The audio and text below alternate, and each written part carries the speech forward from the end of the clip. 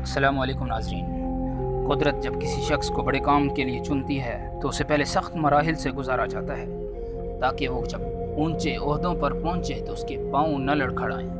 گلیوں میں post card بیچتا بچہ یا ٹریفک میں کولڈ ڈرنک سیل کرتا ہوا لڑکا کیسے جان سکتا ہے کہ اس کو کس کام کے لیے تیار کیا جا رہا ہے؟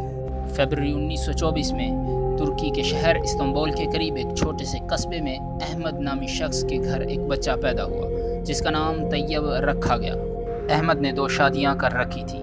پہلی بیوی سے 2 بچے تھے جبکہ دوسری بیوی سے طیب اور اس کا ایک بھائی اور ایک بہن۔ احمد ترکش کوسٹ گارڈ میں کیپٹن کے عہدے پر فائز تھا۔ جب طیب کی عمر 6 سال ہوئی تو احمد نے اپنی فیملی کو اپنے قریب راضی پروفنس میں بلا لیا۔ 7 سال بعد اس فیملی نے یہ شہر بھی چھوڑ دیا اور طیب کی عمر اس وقت 13 سال تھی جب وہ فیملی کے ہمراہ استنبول منتقل ہوئے۔ والد آپ کو ہفتے کے خرچ کے طور پہ 2.5 لیرہ دیا کرتے تھے۔ آپ ان کے پوسٹ کارڈ خریدتے اور آگے بیچ دیتے، اس سے آپ کو کچھ فائدہ ہوتا۔ اس کے بعد کچھ عرصے کے لیے آپ نے ٹریفک میں کولڈ ڈرنکس بیچنے کا کام بھی کیا۔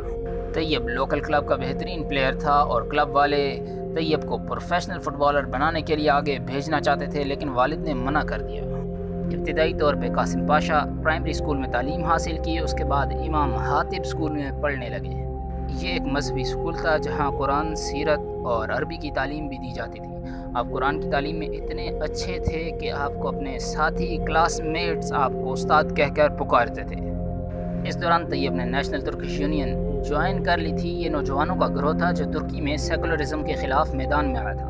طیب اپنی مخصوص شخصیت کی بنا پر مقبول ہوتے چلے گئے۔ اکثر school of economics and commercial sciences سے آپ نے بزنس ایڈمنسٹریشن کی ڈگری حاصل کی، اس کے بعد سیاست کے سمندر میں چھلانگ لگا دی۔ نوجوانوں میں ویسے ہی آپ اپنی تقاریر اور اسلام پسندی کی وجہ سے مقبول تھے۔ 1983 میں اسلامک ویلفیئر پارٹی کی استنبول چیئر آپ کو ملی۔ 1991 میں آپ ایک الیکشن جیتے، پارلیمنٹ کا حصہ بنے، لیکن آپ کو اپنی چیئر لینے سے روک دیا گیا۔ 1994 میں آپ استنبول کے میئر بنے۔ سیکولر میڈیا کی جانب سے اور آپ کے مخالفین کی جانب سے آپ کا زبردست مذاق اڑایا گیا، لیکن صرف 4 سال کے عرصے میں آپ نے اپنی قابلیت ثابت کر دی۔ استنبول کے 3 بڑے مسائل، واٹر شارٹیج، ٹریفک اور پولوشن کو کنٹرول کیا اور آپ کو دنیا کا بہترین میئر قرار دیا گیا۔ آپ مذہبی طور پہ نقش بندی سلسلہ سے بیعت ہیں اور جڑے ہیں، اسی لیے جب آپ میئر بنے تو وہاں پر پانی کے مسائل تھے، بارشیں کم ہوتی تھی۔ آپ نے اعلان کیا کہ کھلے میدان میں نماز استسقاء ادا کی جائے گی۔ سیکولر میڈیا نے آپ کا خوب مذاق اڑایا، یہاں تک کہا گیا کہ آپ استنبول کا اللہ ہی حافظ ہے اور اللہ استنبول کے نظام کو چلائے گا۔ خدا کی کرنی ایسی ہوئی کہ آپ کے نماز استسقاء کرنے کے بعد 2-3 دنوں میں بارش ہو گئی اور مخالفین کی زبانیں بند ہوئیں۔ 1998 میں آپ کی پارٹی کو ترکی کے سیکولرزم کے لیے خطرہ سمجھتے ہوئے غیر قانونی قرار دے دیا گیا۔ ایک جلسے کے دوران اردگان نے ایک نظم پڑھی تھی جس میں مساجد کو قلعے، گنبد کو ہیلمٹ، مینار کو ہتھیار اور ایمان کو اپنا سپاہی کہا گیا تھا۔ اس پہ آپ کا مقدمہ درج ہوا۔ مارچ 1999 کو آپ کو 10 ماہ قید کی سزا سنائی گئی جو بعد میں 4 ماہ میں تبدیل ہو گئی۔ آپ کو بتاتے چلیں جولائی 1978 کو اردگان نے ایمان گلبراں سے شادی کی۔ آپ کے 2 بیٹے اور 2 بیٹیاں ہیں۔ طیب اردگان ان تمام پارٹیز کا حصہ رہے جو مختلف اوقات میں ججز اور جرنیلوں کی جانب سے بین ہوتی رہی۔ ایک پارٹی بین ہوتی تو باقی لوگ وہ چھوڑ کر دوسرے نام سے دوسری پارٹی بنا لیتے۔ 2001 میں اردگان نے عبداللہ گل کے ساتھ مل کر جسٹس اینڈ ڈیولپمنٹ پارٹی بنائی۔ اس میں بہت سے نئے چہرے سامنے لے کے آئے۔ امیدوں کے برخلاف یہ پارٹی کامیاب ہوئی اور 2002 میں الیکشن جیت لیا، لیکن یہ الیکشن کالعدم قرار دے دیا گیا۔ 2003 میں دوبارہ الیکشن ہوئے اور اس مرتبہ اردگان نے بھی الیکشن لڑا، وہ جیتے اور وزیر اعظم کے عہدے پر براجمان ہوئے۔ طیب اردگان کا اقتدار کمال پاشا کے ترکی کا اختتام نظر آ رہا تھا۔ مارچ 2008 کے الیکشن میں طیب حکومت نے ایک مرتبہ پھر الیکشن جیتا، پہلے سے زیادہ ووٹ لیے اور حکومت بنا لی۔ 2011 کے الیکشن بھی جیتنے میں کامیاب رہے اور پہلی دونوں مرتبہ سے زیادہ ووٹ حاصل کیے۔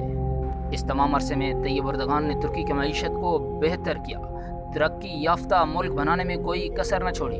1961 سے ملک IMF کے قرضوں میں ڈوبا ہوا تھا۔ اس قرض کو اتار کے IMF کو آفر کی کہ وہ ہم سے قرضہ لے لے۔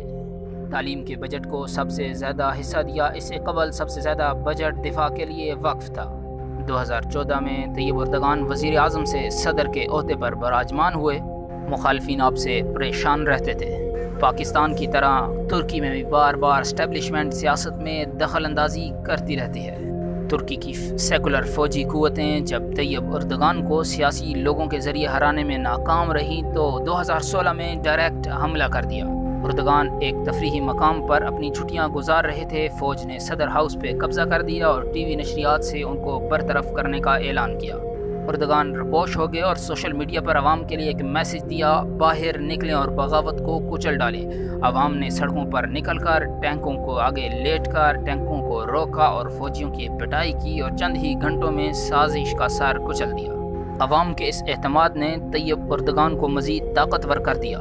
اس کے بعد طیب نے اس سازش کے محرکات کو تلاش کرنے کی کوشش کی اور چن چور کر فوجی اور ججز لوگوں کو جو اس میں شریک تھے سزائیں دی۔ 2017 میں ریفرینڈم کرایا اور ملک کے پارلیمانی نظام کو صدارتی نظام سے تبدیل کر دیا۔ ان کے بارے میں کہا جاتا ہے وہ حافظ بھی ہیں۔ ان کی خوبصورت آواز میں تلاوت کی کئی ویڈیوز کئی مرتبہ سوشل میڈیا پر وائرل ہوئی۔ عالم اسلام آپ کو ایک ہیرو کے طور پر دیکھتے ہیں کیونکہ ہر اسلامی ایشو پر آپ نے جرأت مندی کے ساتھ اپنا موقف پیش کیا۔ اسرائیل کو عالمی فورم پر للکارا، شام کو مسلمانوں پر ظلم سے باز رکھنے کے لیے کہا، بیت المقدس کی آزادی کی مسلسل آپ آزادی رائے کا اظہار کرتے رہتے ہیں۔ مصر میں مرسی کی اسلام پسند حکومت کے خاتمے پر آپ نے سخت موقف اپنایا۔ 85 برس قبل آیا صوفیہ کی منسوخ کی گئی مسجد کی حیثیت کو بحال کیا۔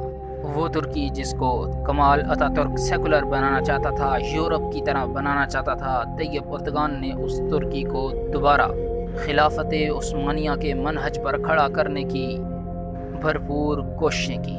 وہ سلطان عبدالحمید ثانی کو اپنا آئیڈیل قرار دیتے ہیں۔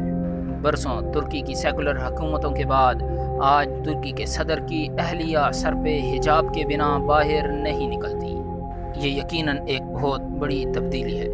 2023 میں طیب اردگان یورپ اور خلافت عثمانیہ کے خاتمے کے وقت کیے گئے معاہدے کا وقت ختم ہونے پر مزید طاقتور ہو جائیں گے، کیونکہ ترکی کے سمندروں کو یورپی ممالک بغیر کوئی ٹیکس دیے استعمال کرتے ہیں۔ مسلم امہ اب طیب اردگان کو خلافت عثمانیہ کا نیا روپ قرار دے رہی ہے۔ اللہ پاک اس اثاثے کو ہمیشہ راہ حق پہ رکھے اور حق کے لیے آواز اٹھانے اور لڑنے کی توفیق عطا فرمائے۔